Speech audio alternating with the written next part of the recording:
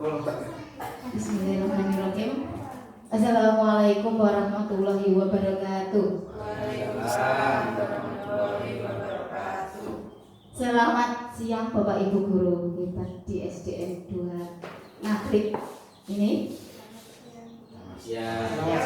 Bagaimana kabar Bapak Ibu hari ini? Alhamdulillah sehat. Alhamdulillah. Puji syukur kita panjatkan kehadirat Allah Subhanahu wa taala bahwasanya pada kesempatan pagi hari ini kita semua dapat berkumpul dalam rangka diseminasi aksi nyata dari modul 1.4 budaya positif oleh saya sendiri Alfi Hidayati dari calon guru penggerak angkatan 7 Kabupaten Wonogiri.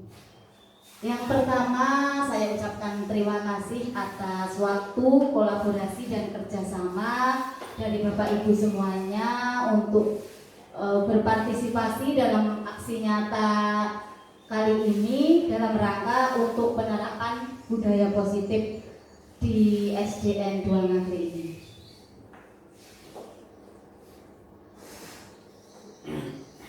Untuk selanjutnya agar acara pada hari ini dapat berjalan dengan lancar mulai dari awal hingga akhir, marilah kita berdoa semoga Allah senantiasa melindungi dan memberikan pertolongan kepada kita sehingga acara ini berjalan dengan lancar. Berdoa, dipersilahkan.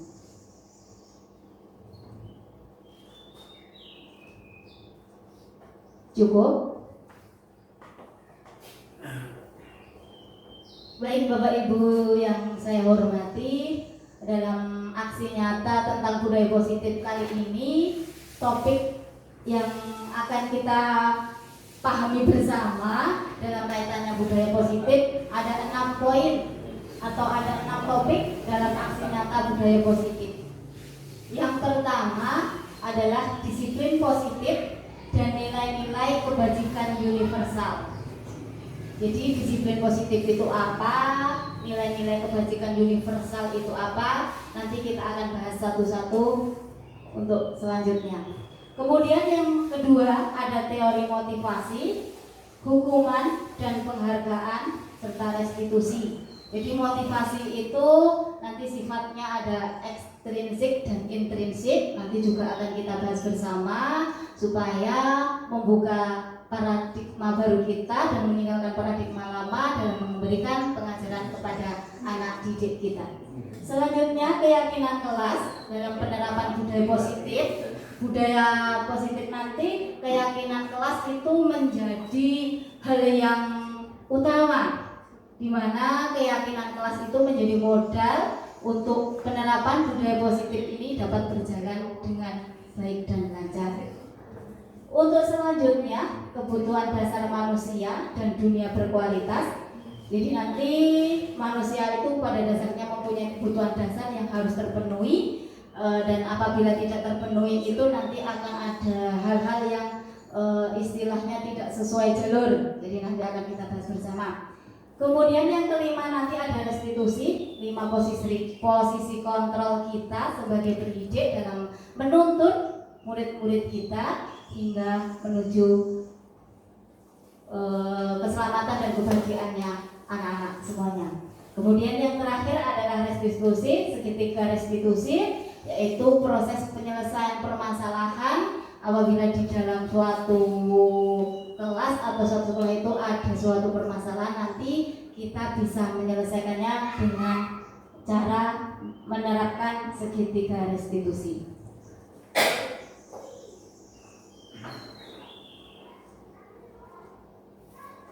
Topik yang pertama tadi yaitu disiplin positif dan nilai-nilai kebajikan universal. Disiplin positif itu apa dan nilai-nilai kebajikan universal itu apa? Sebenarnya setiap diri kita pasti punya disiplin positif dan nilai-nilai kebajikan universal. Namun mungkin ada beberapa hal yang mungkin belum terlihat atau mungkin belum kita tampakkan. Maka dari sini kita ayo belajar untuk menampakkan nilai-nilai kebajikan dalam diri kita semuanya untuk penerapan budaya positif di sekolah. kita.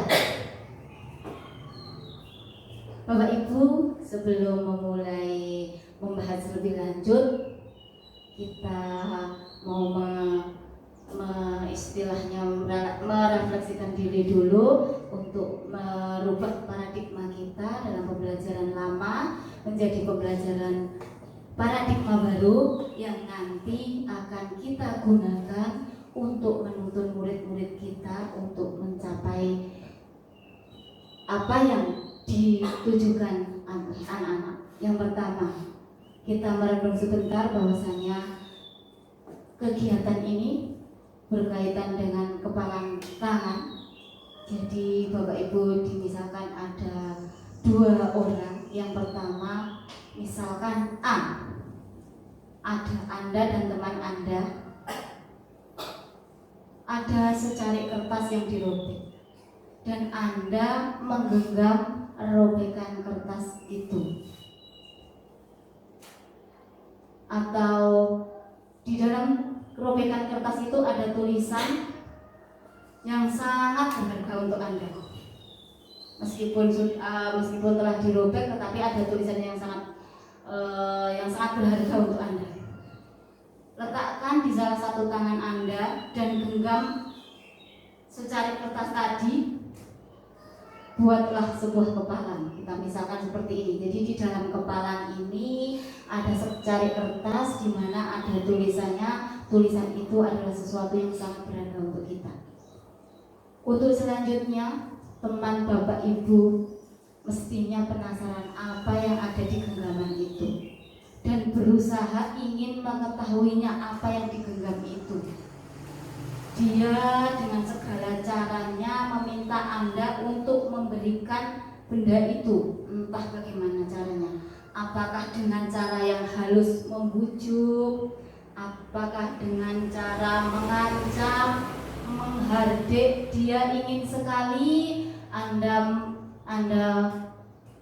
untuk membuka tangan Anda sehingga teman Bapak Ibu mengetahui apa sebenarnya yang Anda genggam. Namun Bapak Ibu, suatu genggaman tangan ini hanya kita yang mampu untuk mengontrolnya. Apabila kontrol dalam diri kita, meskipun dengan bujukan, dengan hardikan, dengan ancaman, dalam diri kita bertekad untuk tidak membukanya, berarti kepalan tangan kita ini pasti tidak akan terbuka.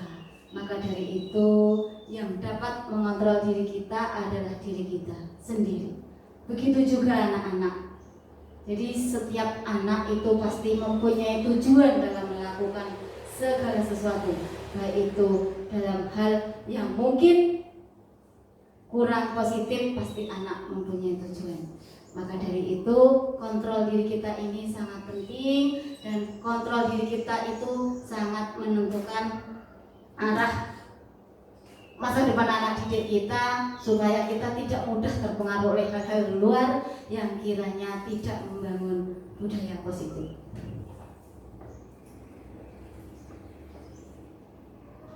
Ada perubahan paradigma teori kontrol, bahwasanya sebuah ilusi bahwa guru mengontrol murid.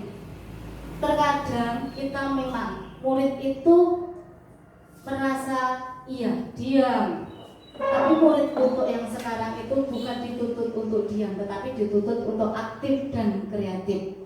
Maka dari itu, biarkan anak itu tumbuh dan berkembang sesuai bakat dan minatnya, dan kita sebagai pendidik tidak perlu memaksa apapun itu bakat dan potensi dari anak didik kita.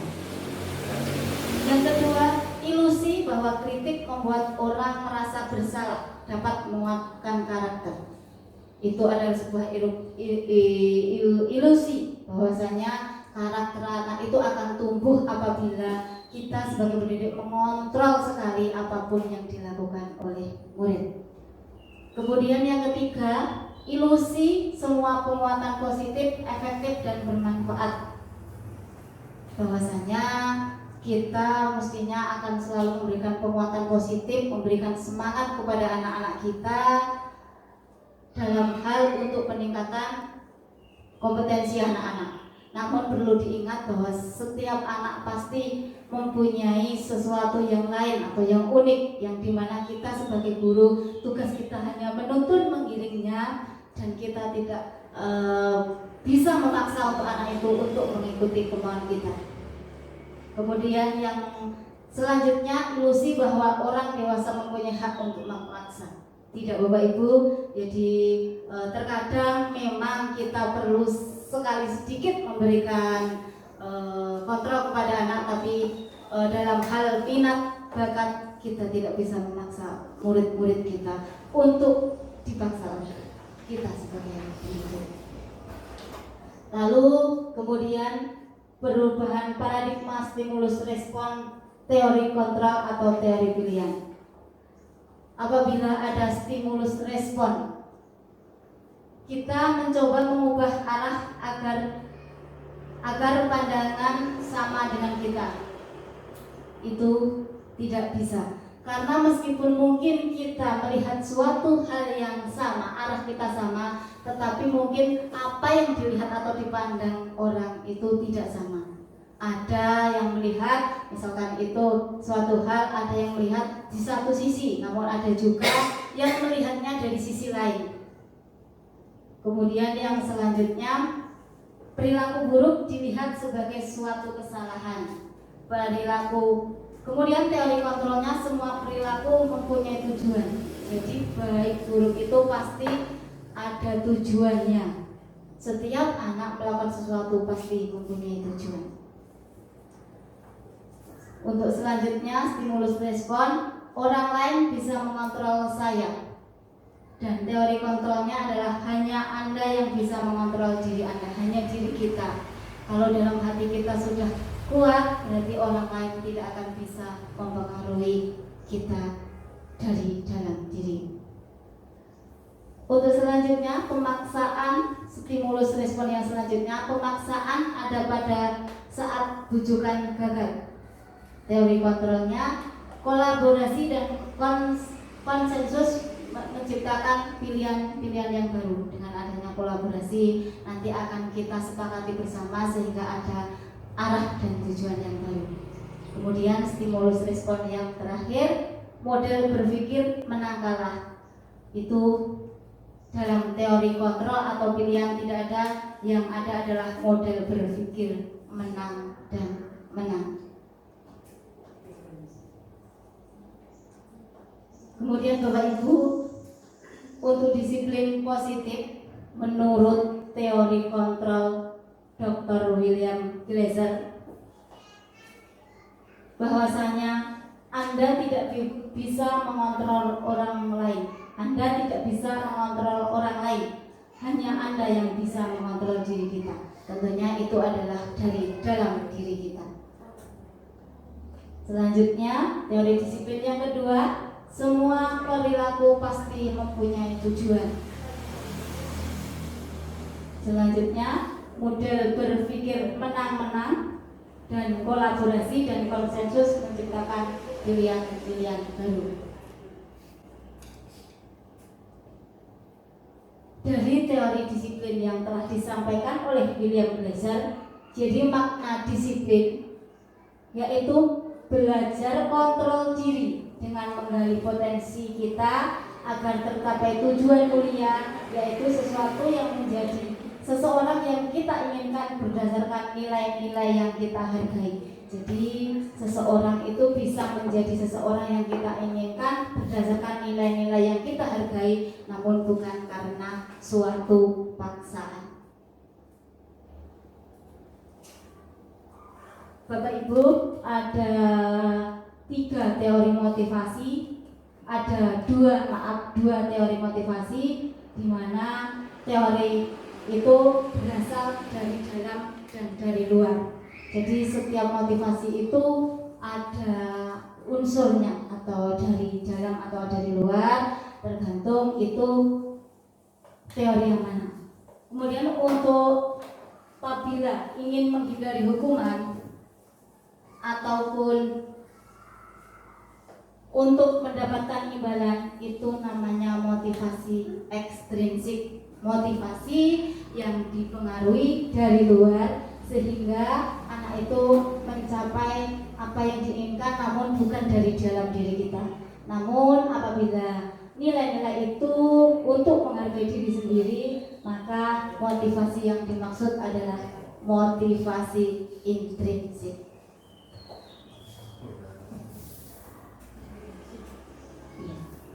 Bapak Ibu, kita sebagai pendidik mestinya kita mempunyai posisi kontrol. Ada 5 posisi kontrol yang ada, yang kita gunakan mungkin untuk mengontrol anak didik kita. Namun jangan sampai kita ada di posisi kontrol yang pertama, yaitu penghukum dan pembuat rasa bersalah.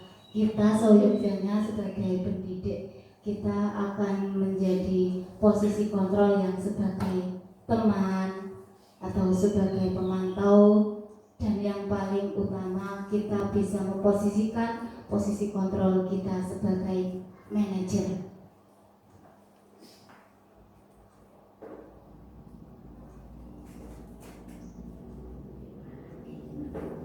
Dari semua itu kita maknai 5 kebutuhan dasar manusia. Apabila kelima dasar kebutuhan manusia itu terpenuhi, maka pencapaian murid akan terpenuhi. Yaitu 5 kebutuhan dasar manusia itu, yang pertama adalah bertahan hidup, kebutuhan manusia. Yang kedua, penguasaan, ada kasih sayang dan rasa diterima, kesenangan dan kebebasan. Selanjutnya, makna disiplin. Apa sebenarnya disiplin itu? Bapak Ibu mungkin ada yang tahu? Makna disiplin itu berasal dari bahasa Latin disciplina, yang artinya belajar. Jadi bukan suatu hal yang sangat menyeramkan. Kalau disiplin itu kaitannya dengan hukuman, dengan pemaksaan, itu tidak. Jadi makna asal dari kata ini berkonotasi dengan disiplin diri dari murid-murid Socrates dan Plato. Disiplin diri membuat orang menggali potensinya menuju sebuah tujuan apa yang dihargai. Namun dalam budaya kita, makna kata disiplin telah berubah menjadi sesuatu yang dilakukan seseorang pada orang lain untuk mendapatkan kepatuhan. Kecenderungan umum adalah menghubungkan kata disiplin dengan ketidaknyamanan, bukan dengan apa yang kita hargai atau pencapaian suatu tujuan yang mulia.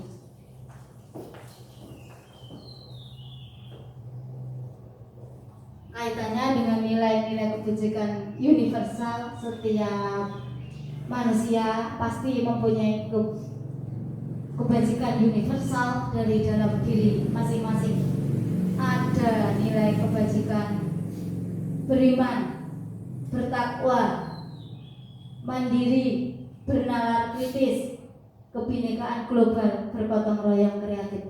Nah, itu merupakan kebajikan universal yang ada dalam diri kita, yang seyogyanya dapat kita tularkan, dapat kita teladankan kepada anak-anak kita sebagai penerus bangsa, agar anak-anak kita itu menerapkan nilai kebajikan yang ingin dicapai oleh setiap anak Indonesia yang dikenal dengan profil belajar Pancasila.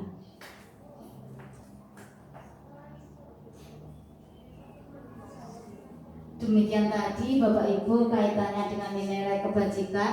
Bapak Ibu masih semangat? Semangat.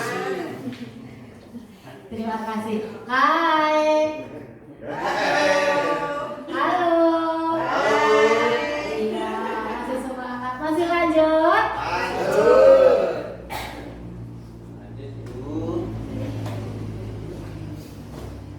Kita lanjutkan topik yang kedua yang akan kita pahami bersama, bahwasanya ada teori motivasi, hukuman, dan penghargaan serta restitusi.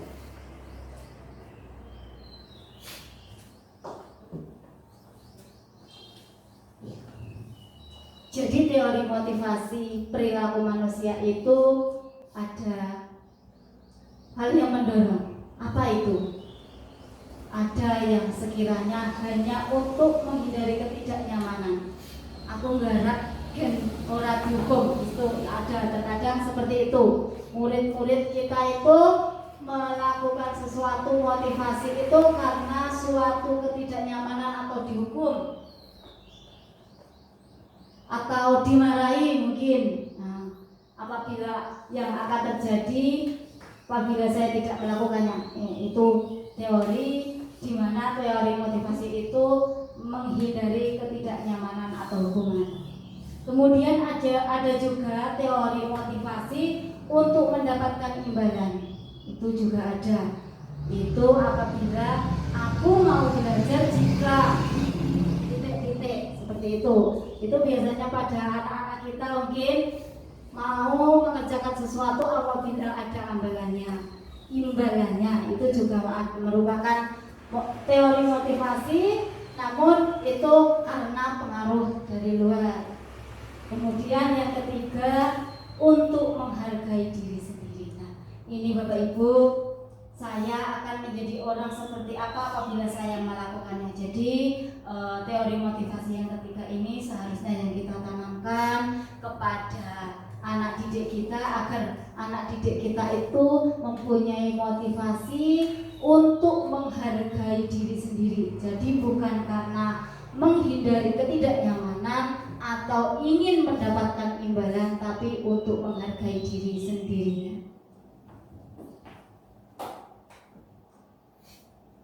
Dari ketiga teori motivasi itu dapat kita simpulkan bahwasanya untuk menghindari ketidaknyamanan dan untuk mendapatkan imbalan merupakan motivasi eksternal atau motivasi yang berasal dari luar. Jadi dipengaruhi oleh luar yang meskipun melakukan sesuatu tapi itu karena pengaruh dari luar, entah itu karena hukuman, ancaman atau imbalan, itu merupakan motivasi eksternal.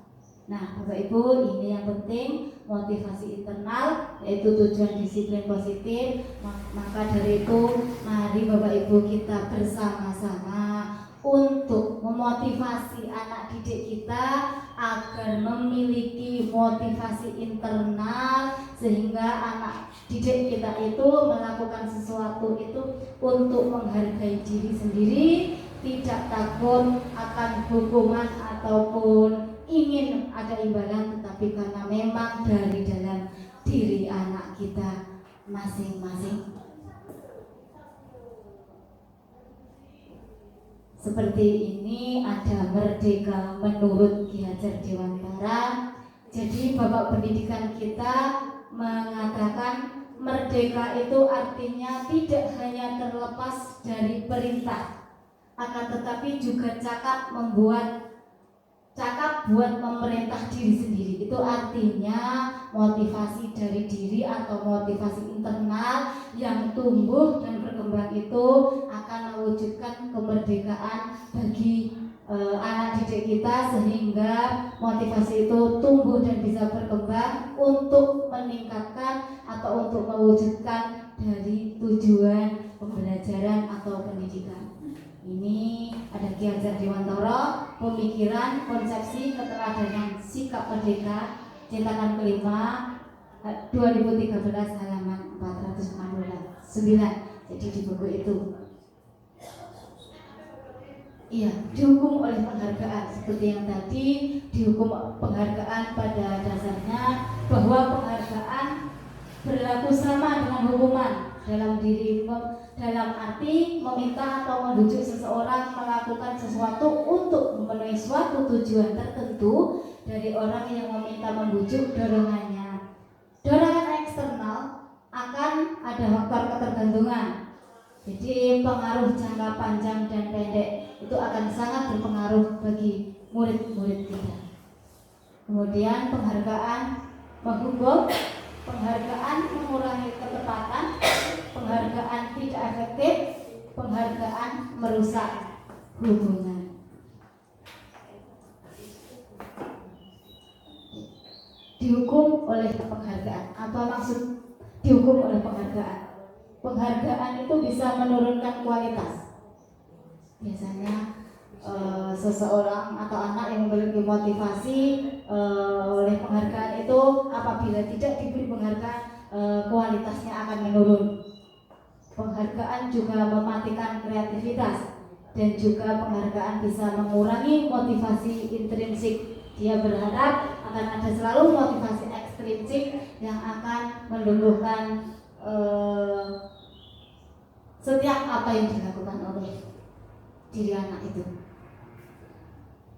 Baiklah, untuk selanjutnya bentuk program kebajikan atau apresiasi. Kita boleh saja memberikan apresiasi kepada anak didik kita dengan cara-cara memberikan pengakuan secara khusus atau beri pengakuan secara pribadi, beri pengakuan kepada semua murid bergantian.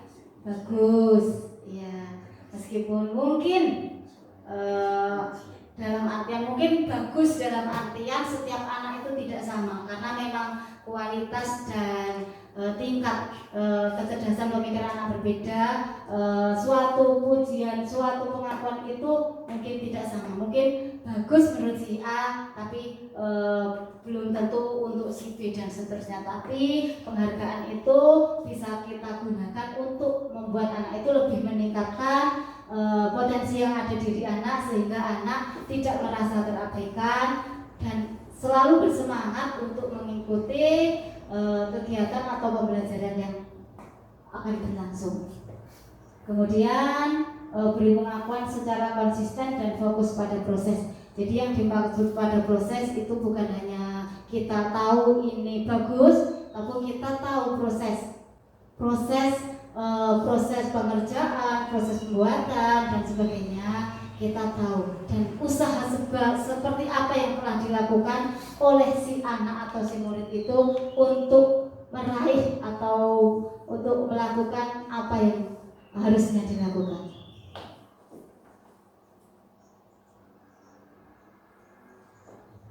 Baiklah, ini Bapak Ibu ada contoh pengakuan atau apresiasi kebajikan. Ada pembuka, ada nilai kebajikan, dan ada situasi. Jadi misalkan kemarin saya perhatikan pembuka, nilai kebajikannya, rasa empatimu besar sekali. Jadi nilai kebajikan yang di situ ada rasa empati, dan situasinya pada saat menolong murid baru di kelas kita. Jadi pada saat teman baru biasanya belum punya teman, itu rasa empati kita lah yang muncul, di mana itu menjadi suatu apresiasi kebajikan. Kemudian pembukanya saya menghargai, itu teori nilai kebajikannya adalah kepedulian. Jadi kita peduli terhadap lingkungan, peduli terhadap suasana anak didik kita dan sebagainya. Jadi pada saat membantu teman-teman di tugas kelompok, membantu dalam artian bukan memberikan jawaban, tapi untuk mencari solusi dari permasalahan yang dibahas dalam suatu kelompok. Dan yang terakhir, contoh pembukanya adalah terima kasih untuk, dan nilai kebajikannya adalah rasa tanggung jawab, di mana pada saat kamu memungut kertas-kertas yang berserakan di lantai itu tanggung jawab. Itu artinya apabila ada secari kertas di lantai dan dia mengakui dan memungut kertas-kertas itu merupakan suatu tanggung jawab si anak.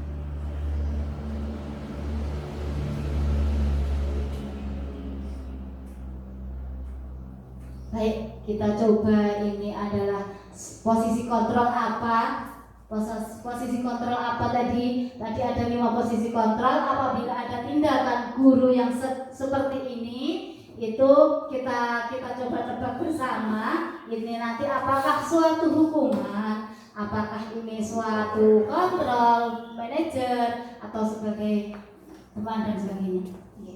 Ini ada suatu tindakan guru. Ini kita coba hukuman atau konsekuensi. Kalau hukuman apa itu sifatnya menggadik, namun konsekuensi itu apa yang harus kita pertanggungjawabkan. Tindakan guru ada seperti ini: mencatat 100 kali di dalam buku kalimat, saya tidak akan terlambat lagi karena terlambat ke sekolah. Kira-kira apa Bapak Ibu?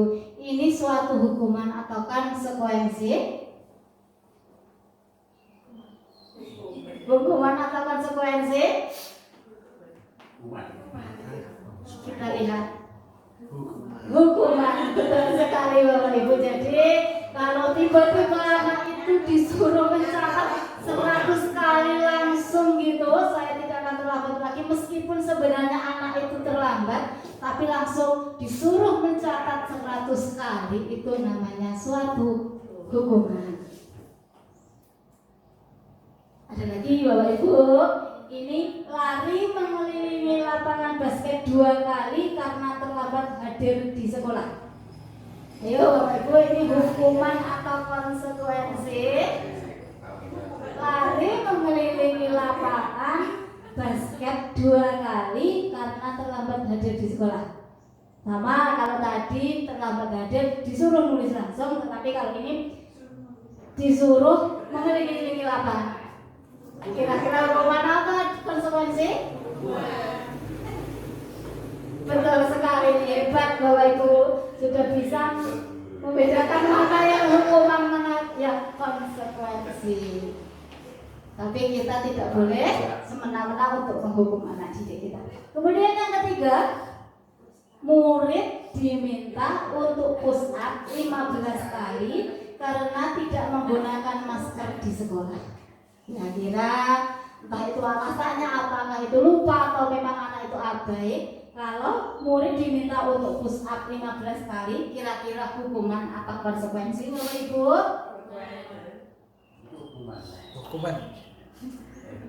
Hukuman lagi. Jadi karena tidak keterkaitan seperti itu langsung, itu sifatnya seketika, itu namanya hukuman.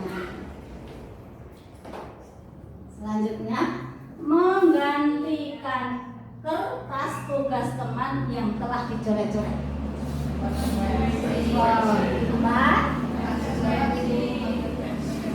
Betul sekali Bapak Ibu, konsekuensi. Jadi kalau mengganti kertas tugas teman yang telah dicoret-coret, kita harus bertanggung jawab. Nah, karena kita melakukan tindakan yang tidak seharusnya, itu namanya konsekuensi. Selanjutnya, membersihkan tumpahan air di meja tulis karena tersenggol pada saat belajar. Kira-kira apa Bapak Ibu? Konsekuensi, sama bertanggung jawab ya, karena membersihkan tumpahan air akibat dari perbuatannya. Kemudian yang kelima, murid disuruh untuk tidak mengenakan sepatu seharian di sekolah karena tidak mengenakan sepatu hitam. Nah, itu Bapak Ibu, hukuman. Jadi karena murid disuruh untuk tidak mengenakan sepatu seharian di sekolah karena tidak mengenakan sepatu hitam. Karena meskipun demikian kita mestinya bertanya dulu kenapa tidak memakai sepatu hitam. Mestinya ada suatu alasan atau tujuan sehingga anak pada saat itu terpaksa tidak menggunakan sepatu warna hitam. Atau mungkin basah atau mungkin kenapa. Kemudian yang terakhir, lari mengelilingi lapangan basket 2 kali karena terlambat 10 menit untuk pelajaran PJOK. Kalau yang ini kira-kira apa Bapak Ibu? Lari mengelilingi lapangan basket 2 kali karena terlambat 10 menit untuk pelajaran PJOK. Hukuman pada kata suruh loh. Hukuman, konsekuensi.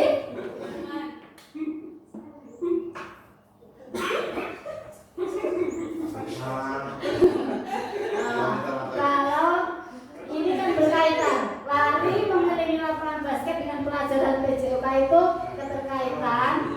Iya, karena ini suatu konsekuensi tanggung jawabnya, karena itu berkaitan dan tidak mendadak seketika, itu bersifat konsekuensi. Ya, jadi kalau tidak seketika itu namanya konsekuensi. Ini Bapak Ibu, ada perbedaan antara hukuman dan konsekuensi. di mana yang namanya hukuman itu yang pertama sesuatu yang menyakitkan harus terjadi. Pasti anak itu mengalami sakit hati apabila dihukum, entah itu tidak diutarakan di dalam hati, mesti apabila dihukum itu sakit hati. Sakit hatinya itu sebesar apa, pasti anak sakit hati. Namun dengan konsekuensi sesuatu harus terjadi. Itu tadi bertanggung jawab, mempertanggungjawabkan apa yang telah dilakukan. Selanjutnya membuat anak sakit. Hukuman pasti membuat anak sakit, entah itu hukuman itu fisik atau hukuman itu verbal, itu pasti akan membuat sakit. Kalau fisik membuat sakitnya jasmaninya, kata-kata itu membuat rohani atau batinnya itu sakit. Namun kalau untuk konsekuensi, mestinya kita sudah berbicara dengan si anak, membuat anak merasa tidak nyaman dalam jangka waktu pendek. Memang anak mestinya juga harus ada konsekuensi. Kalau tidak ada konsekuensi, mestinya anak seenaknya sendiri. Makanya kita juga harus ada konsekuensi. Kita bicarakan dengan anak, tetapi anak masih melanggar, berarti dia harus melakukan tanggung jawabnya atau konsekuensinya. Kemudian hukuman, anak membenci kedisiplinan, pasti malah menjadi lebih benci. Disiplin itu menyebalkan, aku enggak gitu. Jadi kalau konsekuensi anak menghargai disiplin, oh iya, setidaknya aku enggak pakai topi untuk supaya tidak dihukum dan sebagainya, itu menghargai. Aku tak mengaku topi aman gitu. Kemudian hukuman itu paksaan, sifatnya itu pemberian dan anak tidak boleh menolak. Jadi disuruh langsung push up seperti itu. Jadi tidak ada pembelaan dari si anak, tidak ada pembicaraan sebelumnya, kesepakatan, itu adalah suatu paksaan. Kemudian kalau konsekuensi itu ada stimulus dan tanggapan. Ada stimulus yang dilakukan oleh bapak ibu, terus kemudian ditanggapi anak, kalau anak keberatan dan sebagainya, itu bisa kita bicarakan, itu namanya stimulus tanggapan. Kemudian hukuman dapat mendorong anak untuk menyakiti diri sendiri. Terus kemudian konsekuensi mendorong anak agar mudah menyesuaikan dengan lingkungan, dengan temannya. Kalau memang harus berseragam rapi, oh iya seragam rapi, berarti aku juga harus ikut seperti itu. Kemudian hukuman itu juga bisa menjadikan konsep diri yang buruk menjadi buruk. Kalau konsekuensi menjadi diri yang lebih baik, meskipun baik dalam keadaan apa, tapi menjadi lebih baik. Kemudian hukuman juga anak belajar untuk menyembunyikan kesalahan. Jadi terkadang anak itu menyembunyikan kesalahan karena memang takut dihukum. Jadi hukuman itu sifatnya malah anak itu menyembunyikan sesuatu atau berbohong. Kalau konsekuensi, anak belajar untuk mematuhi peraturan. Dan yang terakhir, hukuman itu nanti akan membuat marah, rasa bersalah, dipermalukan, merasa tidak dihargai. Tapi konsekuensi kehilangan hak, dibuat tidak nyaman, diasingkan untuk sementara. Mungkin rasa nyamannya itu tidak sementara, memang dia harus menerima konsekuensinya, namun dalam waktu yang tidak lama.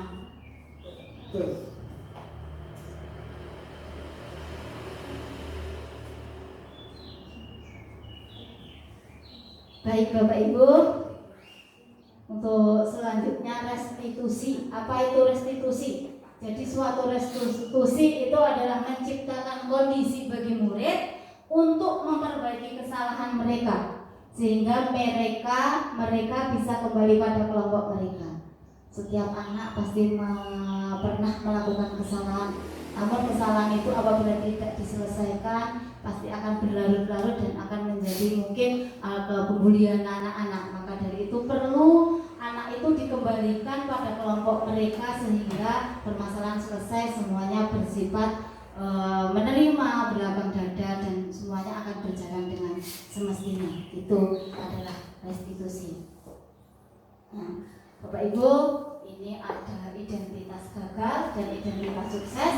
Jadi dalam identitas hukuman itu bersifat hukuman atau identitas gagal. Jadi hukuman itu biasanya sudah pada tingkat paling sehingga dikatakan identitas gagal.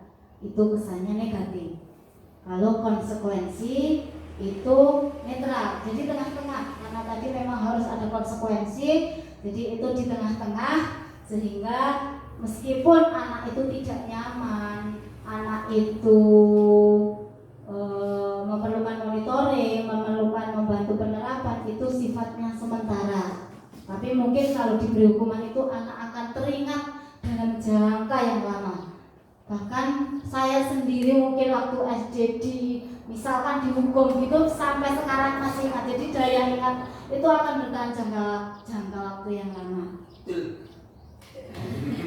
Terus dibawa atau ya, bahkan itu namanya hukuman itu akan selalu diingat bahkan sepanjang mungkin sepanjang hidup. Iya, itu adalah hukuman. Iya, betul sekali. Terus kemudian restitusi. Kalau restitusi itu adalah sebuah pilihan. Jadi ini identitas sukses atau positif, di mana restitusi itu merupakan pilihan, menguatkan untuk murid anak dalam jangka waktu yang panjang. Korban mendapatkan ganti, ada gantinya. Masalah terpecahkan, semuanya menerima dengan lapang dada. Terus murid belajar bertanggung jawab untuk perilakunya. Apapun itu, anak bertanggung jawab atas perilaku yang telah dilakukannya. Terus fokus pada pemecahan masalah. Jadi bukan mencari siapa yang salah, tetapi fokus bagaimana permasalahan ini bisa selesai. Terus kemudian murid atau anak menghormati dirinya dan orang lain.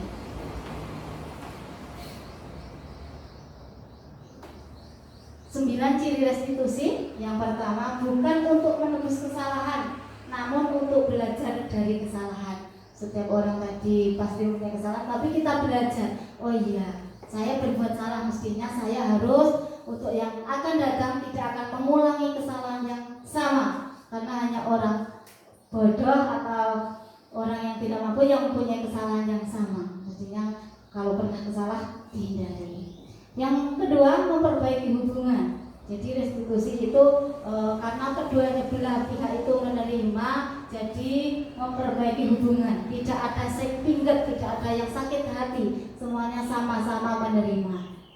Kemudian yang ketiga, tawaran bukan paksaan. Jadi restitusi itu ditawarkan, tidak dipaksa. Kamu harus minta maaf, bukan. Apa yang kita tawarkan kepada misalkan kedua belah pihak, apa yang harus kamu lakukan? Minta maaf. Berarti minta maaf itu sudah dari hati, bukan kamu harus minta maaf, bukan seperti itu. Kemudian selanjutnya restitusi menuntut untuk melihat ke dalam diri anak. Kemudian nomor 5, restitusi mencari kebutuhan dasar yang mendasari tindakan. Jadi kebutuhan dasar itu yang merupakan dasar anak itu melakukan tindakan itu ada kebutuhan dasar. Kemudian yang ke-6, restitusi diri adalah cara yang paling baik. Dari ketika hukuman, konsekuensi, restitusi itulah yang terbaik. Restitusi fokus pada karakter bukan tindakan. Jadi untuk menguatkan karakter anak. Kemudian restitusi fokus pada solusi untuk memecahkan solusi. Dan yang terakhir, restitusi mengembalikan murid yang berbuat salah pada kelompoknya sehingga anak diterima meskipun pernah berbuat salah. Terkadang anak itu masih mengucilkan, namun karena kita sudah menyelesaikan dengan cara restitusi, anak itu dikembalikan pada kelompoknya sehingga masing-masing anak dapat menerimanya. Halo Bapak Ibu, masih semangat? Kita speaking dulu sebentar ya. Tahu tepuk 1, 2, 3 ya? Iya, kita coba ya. Iya, tepuk 1 berarti tangannya 1 plek gitu ya. Iya. Tepuk 2 berarti 2 kali. 2 kali. Tepuk 3 berarti 3 kali. Kita coba dulu ya. Tepuk 1, tepuk 2, tepuk 3. Ya, gitu. Terus kemudian kalau kita tambahin biar tidak sepi, tepuk 1, yes, gitu ya. Tepuk 2, oke. Tepuk 3, semangat. Jadi gitu ya, kita coba.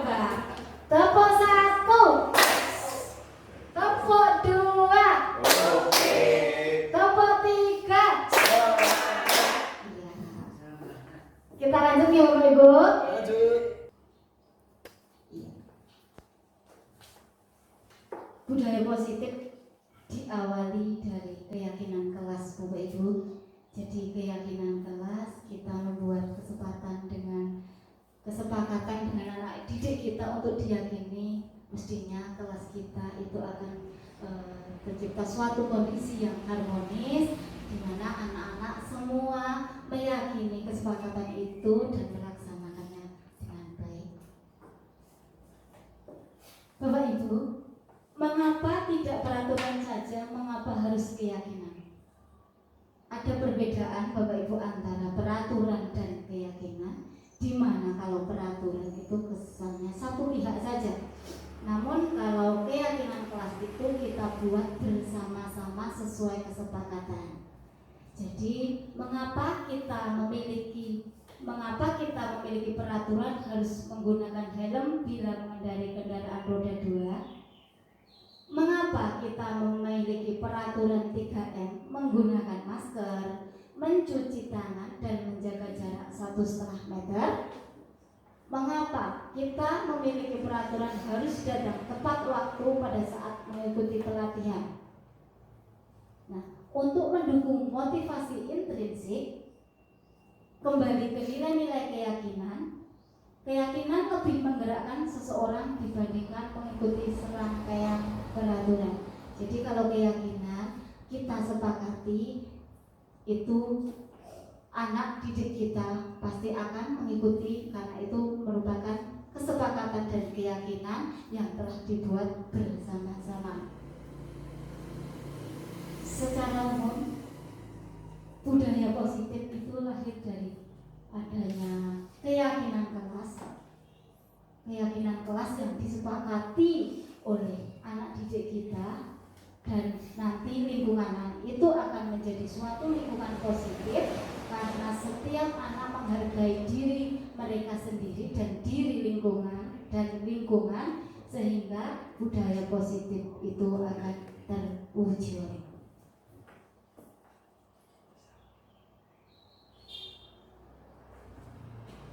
Bapak Ibu, yang mana yang merupakan keyakinan kelas? Mengapa?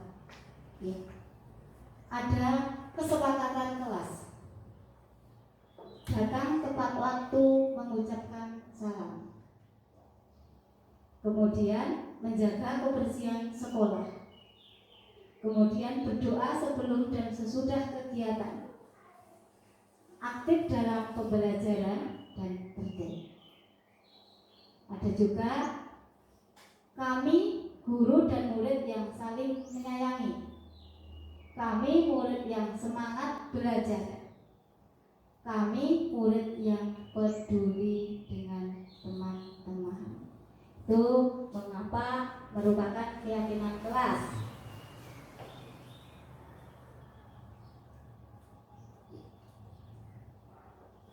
Bapak Ibu, kegiatan pendalaman keyakinan kelas itu bisa menggunakan tabel T dan tabel Y, di mana tabel Y itu ada apa yang kita lihat, apa yang kita dengar, dan bagaimana perilakunya. Itu. Kalau tabel T itu tampak seperti dan tidak tampak. Jadi setiap anak itu pasti kita bisa melihat. Kalau tabel T, oh ini tampak seperti, ini tidak tampak dari anak itu menggunakan tabel T. Kalau apa yang bisa kita dengar dari ucapannya, bisa kita lihat dari tingkah lakunya dan bagaimana perilakunya, itu menggunakan tabel Y.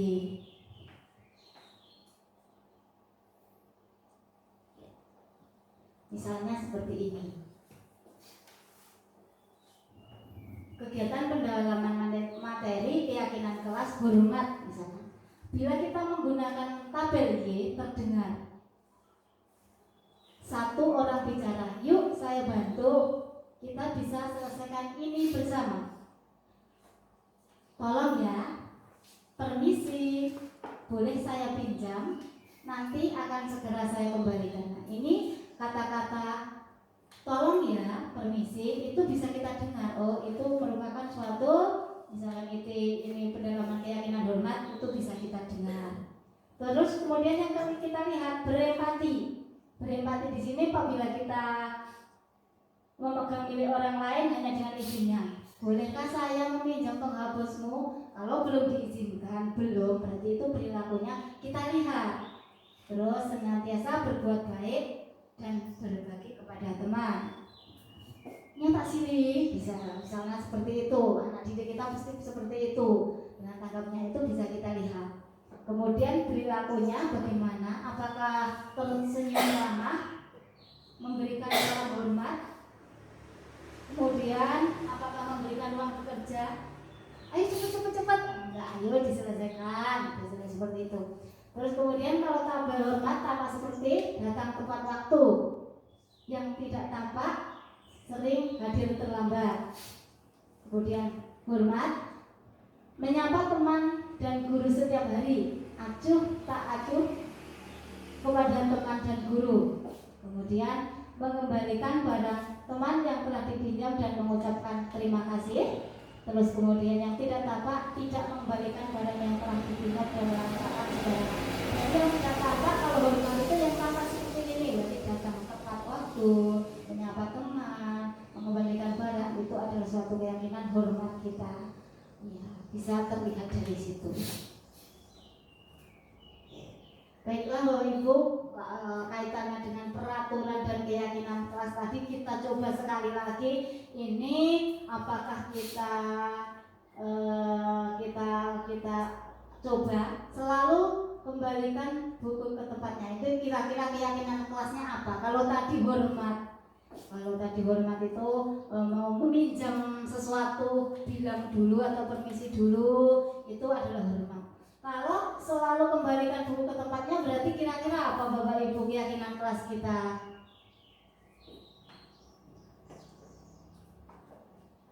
Tanggung jawab dan disiplin. Jadi selalu mengembalikan buku ke tempatnya itu adalah keyakinan kelas berupa tanggung jawab. Kemudian yang kedua, dilarang mengganggu orang lain. Kira-kira apa Bapak Ibu? Menghormati orang lain. Jadi itu keyakinan kelas, nilai-nilai kebajikan universal yang menghormati orang lain. Selanjutnya, hadir di sekolah 15 menit sebelum pembelajaran dimulai. Iya, menghormati orang lain, berkomitmen. Kemudian ada juga dilarang melakukan kekerasan. Itu adalah kalau untuk keselamatan. Itu keyakinan kelas berupa keselamatan dan menghormati orang lain, menghormati. Terus kemudian dilarang menggunakan narkoba, berarti untuk kesehatan dan keselamatan. Kemudian yang keenam, bergantian atau menunggu giliran, berarti menghormati orang lain, menghormati dan bersabar. Kemudian yang selanjutnya menggunakan masker itu untuk kesehatan. Dan yang ke-8, jangan berlari di kelas atau koridor, itu merupakan keselamatan atau keamanan. Kita lanjutkan untuk budaya positif. Yang keempat, ada kebutuhan dasar manusia dan dunia berkualitas. Bapak Ibu, kebutuhan dasar manusia pada dasarnya itu mempunyai 5 kebutuhan dasar. Yang pertama adalah bertahan hidup atau survival. Yang kedua adalah kebebasan atau freedom. Yang ketiga, penguasaan atau power. Yang keempat, kesenangan atau fun. Dan yang kelima adalah kasih sayang dan rasa diterima atau belonging. Jadi itu kebutuhan dasar manusia itu ada 5. Kemudian untuk selanjutnya posisi kontrol. Kaitannya dengan posisi kontrol, Bapak Ibu, 5 posisi kontrol sebagai identitas gagal, identitas berhasil sukses, identitas berhasil sukses, itu ada 5 itu tadi Bapak Ibu. Ada penghukum, ada pembuat rasa bersalah, ada posisi kontrol sebagai teman, ada posisi kontrol sebagai pemantau, dan posisi kontrol sebagai manajer. Kira-kira kita sebagai pendidik, kita ada di posisi kontrol apa Bapak Ibu? Apakah kita ada di posisi kontrol membuat rasa bersalah, yang membuat murid menjadikan merasa bersalah, aku ora iso, begitu, atau menghukum? Boten nggih, kita jangan sampai ada di posisi penghukum dan membuat rasa bersalah yang merupakan identitas gagal. Namun sebaiknya kita ada di posisi kontrol manager, di mana dalam posisi kontrol manager itu kita berusaha untuk menghargai diri sendiri, meskipun terkadang kita juga tidak apa-apa Bapak Ibu, meskipun kita tidak harus selalu di manajer. Kadang kalau di manajer untuk anak yang memang harus diperlakukan seperti berbeda, itu juga kita juga harus menempati posisi kontrol sebagai teman, karena kalau di posisi kita kontrol terus, mungkin anak tersebut juga tidak jalan, terus merasa bebas dan sebagainya. Kita posisinya teman, supaya anak itu merasa kita itu sebagai pendidik pun kita sebagai temannya yang bisa enak diajak untuk ngomong atau berbicara, sehingga anak itu tidak menyembunyikan sesuatu atau bisa dengan bebas bercerita. Biasanya kalau dengan teman kan bebas bercerita, bisa mengeluarkan apa yang ada di dalam anak-anak, sehingga kita mengetahui dan bisa memecahkan apa yang ada mungkin permasalahan dari anak tersebut. Kita lanjutkan, ada manajer. Posisi kontrol sebagai manajer itu apabila guru berbuat itu mengajukan pertanyaan-pertanyaan, bagaimana ini gitu, kita ajak anak untuk bekerja sama, berkolaborasi, sehingga akan ada kesepakatan. Terus kemudian guru berkata, apa yang kita yakini, kira-kira apa yang kita yakini itu yang disepakati bersama. Terus kemudian hasilnya adalah menguatkan pribadi diri anak, sehingga dengan adanya posisi kontrol kita sebagai manajer itu secara kita akan menumbuhkan motivasi diri atau motivasi intrinsik dari anak-anak. Kemudian kaitannya dengan dunia berkualitas, dengan adanya posisi kontrol kita sebagai manajer, murid meletakkan dirinya sebagai individu yang positif dalam dunia berkualitas. Jadi merasa dirinya itu berada dalam dunia yang berkualitas. Kemudian yang selanjutnya, murid berkata, bagaimana caranya saya bisa memperbaiki keadaan apabila pada sampai akhirnya anak mengalami atau melakukan kesalahan, anak menyadari bagaimana caranya saya bisa memperbaiki keadaan dengan memperbaiki keadaan. Kemudian dampak pada murid mengevaluasi diri, bagaimana cara memperbaiki diri. Apabila tadi melakukan kesalahan, anak dengan dorongan dari dalam pasti akan mengevaluasi diri dan memperbaiki diri anak sendiri. Kemudian yang terakhir Bapak Ibu, ini adalah segitiga restitusi, di mana dalam segitiga restitusi itu ada yang pertama menstabilkan identitas, yang kedua validasi kebutuhan, yang ketiga menanyakan keyakinan. Jadi apabila ada suatu permasalahan Bapak Ibu, kita seyogyanya menerapkan segitiga restitusi ini untuk memecahkannya.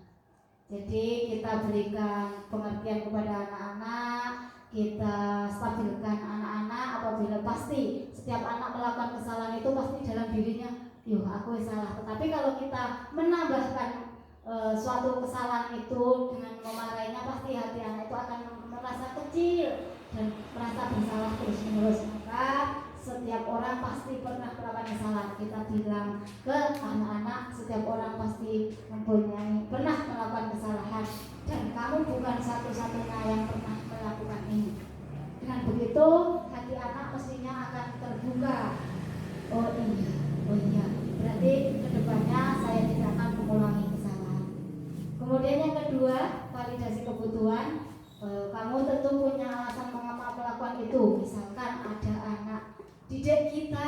tidak mengerjakan PR. Nah, itu kita tanya, mengapa tidak mengerjakan PR? Alasannya apa? Kalau alasannya malas dan sebagainya, mesti kita cari tahu malasnya bagaimana atau mungkin kenapa seperti itu. Kemudian menanyakan keyakinan, nilai-nilai apa yang telah kita sepakati dan kamu ingin menjadi seperti apa apabila masalah ini terjadi gitu. Ya.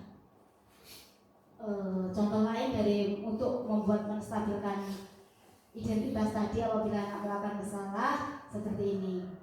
Bapak, Ibu juga pernah berbuat salah.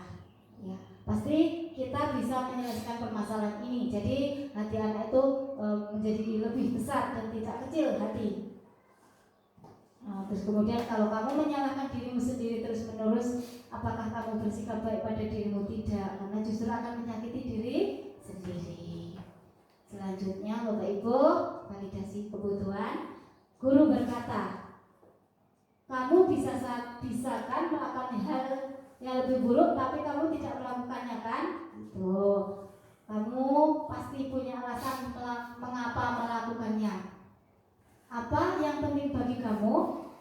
Terus apakah kamu bisa melakukan dengan lebih baik untuk besok lagi? Itu validasi kebutuhan. Dan yang terakhir, menanyakan keyakinan. Kita penting sekali menanyakan keyakinan pada anak-anak kita. Apakah nilai yang kita percaya di kelas atau sekolah kita? Dan kemudian kelas yang ideal itu seperti apa sih anak-anak? Nanti anak dengan sendiri akan menjawab yang seperti ini Bu, yang seperti itu Bu, yang tidak ramai, yang tertib dan sebagainya. Itu pasti anak akan menjawab seperti itu. Kemudian apa yang kamu rasakan ketika kamu melakukan itu, kamu menjadi orang yang seperti apa? Itu contoh untuk menanyakan keyakinan kepada anak-anak. Kemudian untuk refleksi kegiatan pada kali ini, Bapak Ibu, kita mestinya hal baru apa yang mengubah paradigma yang saya dapatkan. Jadi paradigma apa? Nanti kita bisa merefleksikan diri bahwasanya pembelajaran itu menuntun anak. Jadi kita mengubah paradigma lama itu yang sifatnya mungkin itu hanya satu arah, kita ubah menjadi dua arah, di mana ada timbal balik stimulus respon antara guru dan murid. Kemudian perasaan apa yang muncul selama mengikuti sesi ini, khususnya mengenai makna disiplin dan motivasi intrinsik. Mestinya pada ini kita mengenal motivasi intrinsik dan kita berupaya untuk menumbuhkan motivasi intrinsik ini pada anak didik kita sehingga anak dapat mengembangkan potensi dan minatnya. Demikian Bapak Ibu, mungkin kiranya ini tadi pemaparan materi tentang budaya positif. Mudah-mudahan budaya positif ini nanti bisa kita terapkan di sekolah kita. Mungkin kiranya dari pemaparan ini ada yang ingin bertanya atau mungkin ada sesuatu yang ingin disampaikan, monggo.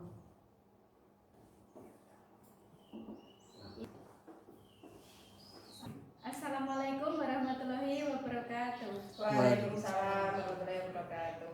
Sebelumnya terima kasih atas kesempatan yang telah diberikan kepada saya. Saya Yosiani dari SD Negeri 2 Ngaglik. Setelah pemaparan materi tentang budaya positif yang telah disampaikan, saya merasa tertarik dengan penjelasan mengenai cara menyelesaikan sebuah permasalahan dengan segitiga restitusi. Yang ingin saya tanyakan, bagaimana jika permasalahan tersebut terjadi pada anak yang sama dan dilakukan terus-menerus? Misalnya, anak tersebut sering tidak mengerjakan PR dan itu terjadi tidak hanya satu kali atau dua kali. Demikian, terima kasih. Wassalamualaikum warahmatullahi wabarakatuh. Waalaikumsalam warahmatullahi wabarakatuh. Ya, terima kasih Bu Yosiani, pertanyaan yang sangat menarik kaitannya dengan restitusi. Ini merupakan memang hal yang baru bagi saya, juga suatu hal yang baru, dan penerapannya itu apabila kita terapkan di sekolah itu akan menjadi suatu budaya positif. Begini Bu, ada pertanyaan, bagaimana penerapan restitusi itu dilakukan apabila anak itu saja yang melakukan suatu kesalahan? Apakah dengan cara restitusi ini bisa berjalan kalau memang hanya restitusi? Ya, Bapak Ibu, kita sebagai pendidik itu bukan untuk menuntut anak, tetapi untuk menuntun dan membimbing anak didik kita untuk mencapai tujuan dan kebahagiaannya.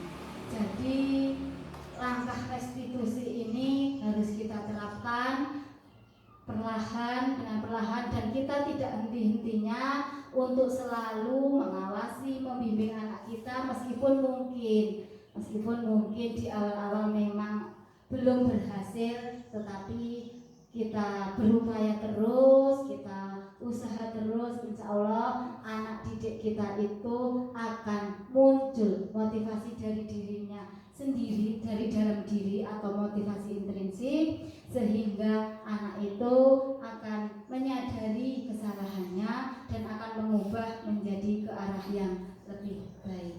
Demikian Ibu, mungkin ada yang lain?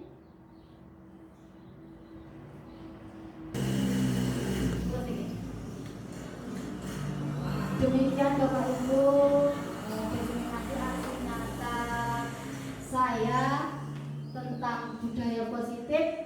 Saya ucapkan terima kasih kepada Bapak Ibu semuanya atas partisipasi Bapak Ibu, kolaborasi yang sangat luar biasa, sehingga dengan adanya diseminasi budaya positif ini dapat menumbuhkan motivasi intrinsik yang ada di diri dalam murid-murid kita, sehingga kita dapat mengembangkan budaya positif di sekolah ini, sehingga sekolah ini akan menjadi suatu sekolah yang berbudaya positif dan berkarakter kuat. Terima kasih sekali lagi saya ucapkan. Akhir kata, apabila ada kesalahan atau mungkin ada kekeliruan, saya mohon maaf. Akhir kata, wassalamualaikum warahmatullahi wabarakatuh.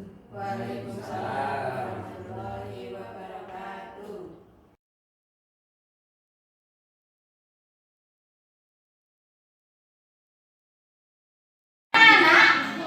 Hari ini, pagi ini kita mau membuat keyakinan kelas. Anak-anak tahu keyakinan kelas? Tahu.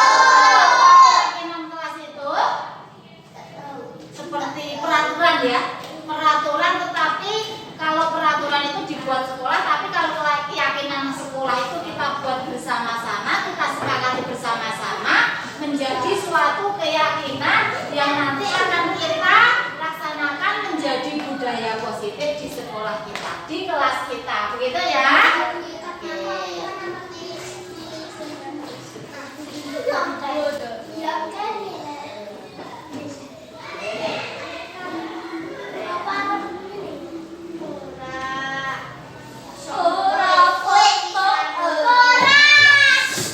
Karena kita kelas 2, kita berada kelas 2, berarti kita keyakinan kelas 2. Jadi nanti anak-anak silakan menuliskan keyakinan anak semuanya, masing-masing anak 1, 2 saja keyakinan kelas, dan nanti anak-anak tempelkan di depan, gitu ya, paham? Nanti Bu Guru bagi kelas kertasnya satu-satu, silahkan anak-anak menuliskan keyakinan kelas masing-masing anak, paham ya? Satu-satu. Kartu kuning. Bagus. Kuningku, kuningku. Oi.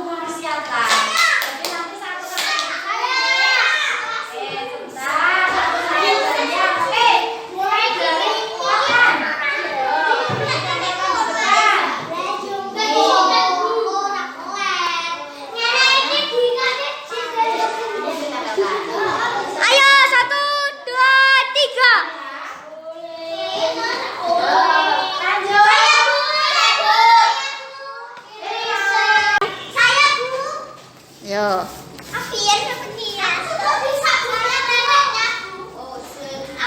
Lanjut. Yo.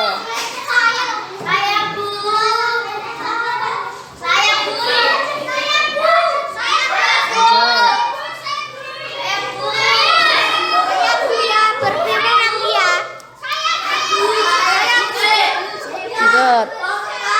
Agak dulu. Oke. Ya. Lanjut.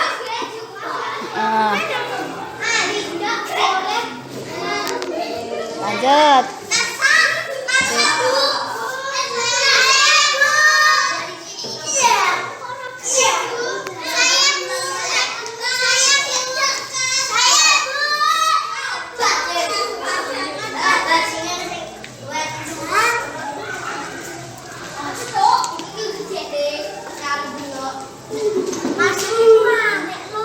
Nggak apa-apa, ayo ditempel.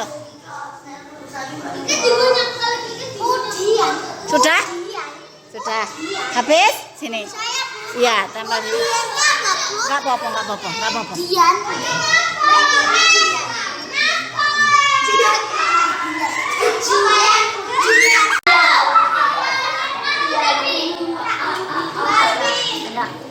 Tidak boleh ramai waktu pelajaran. Lanjut. Tidak boleh menyontek saat belajar. Udah. Lanjut, Putra. Tidak boleh cerewet. Tidak boleh makan permen waktu pelajaran.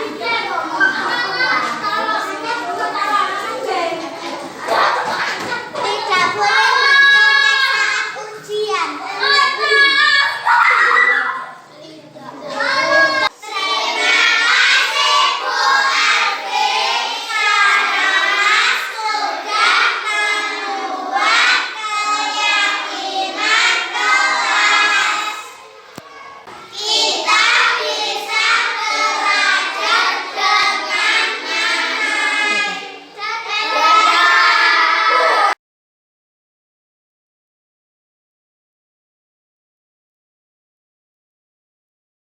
Hai, namaku Azahra Aprilia Jasmine. Hai, namaku Senja Adwara Viva. Hai, namaku Meisila Sita Daura. Hai, namaku Marsa Ridwana Tutu. Hai, namaku Dela Julia Fitri Ningrum. Saya Bibi. Nama saya Fatan. Nama saya Tika. Nama saya Putra. Nama saya Putra. Nama saya Firman. Nama saya Bian. Nama saya Geral. Andra. Nama saya Rehan. Perasaanku adalah senang dan bahagia bisa belajar dengan tertib. Bahagia karena belajar dengan tertib. Saya sangat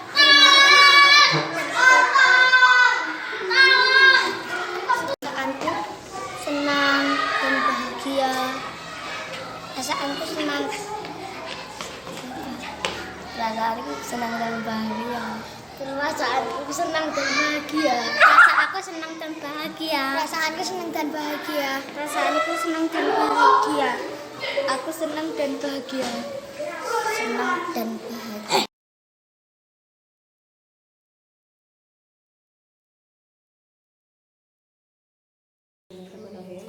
Assalamualaikum warahmatullahi wabarakatuh. Waalaikumsalam warahmatullahi wabarakatuh. Terima kasih atas kesempatan yang telah diberikan kepada saya. Saya Triwidati dari SD Negeri 2 Ngaglik. Di sini saya akan menanggapi atas apa yang telah disampaikan oleh Ibu Alfi. Saya mengucapkan terima kasih atas aksi nyata yang telah disampaikan oleh Ibu Alfi Hidayati tentang budaya positif. Hal ini memberikan pengalaman baru bagi kami untuk dapat menerapkan budaya positif di sekolah kita ini. Semoga dengan penerapan budaya positif ini dapat memberikan kontribusi yang baik untuk perubahan yang baik bagi SD Negeri 2 Ngaglik. Demikian yang saya sampaikan. Wassalamualaikum warahmatullahi wabarakatuh. Waalaikumsalam warahmatullahi wabarakatuh.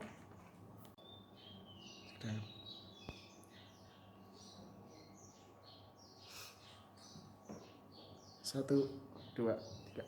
Bismillahirrahmanirrahim. Assalamualaikum warahmatullahi wabarakatuh. Waalaikumsalam warahmatullahi wabarakatuh. Terima kasih atas kesempatan yang telah diberikan kepada saya. Saya Triwidati dari SD Negeri 2 Ngaglik. Di sini saya akan menanggapi atas apa yang telah disampaikan oleh Ibu Alfi. Saya mengucapkan terima kasih atas aksi nyata yang telah disampaikan oleh Ibu Alfi Hidayati tentang budaya positif. Hal ini memberikan pengalaman baru bagi kami untuk dapat menerapkan budaya positif di sekolah kita ini. Semoga dengan penerapan budaya positif ini dapat memberikan kontribusi yang baik untuk perubahan yang baik bagi SD Negeri 2 Ngaglik. Demikian yang saya sampaikan. Wassalamualaikum warahmatullahi wabarakatuh. Waalaikumsalam warahmatullahi wabarakatuh.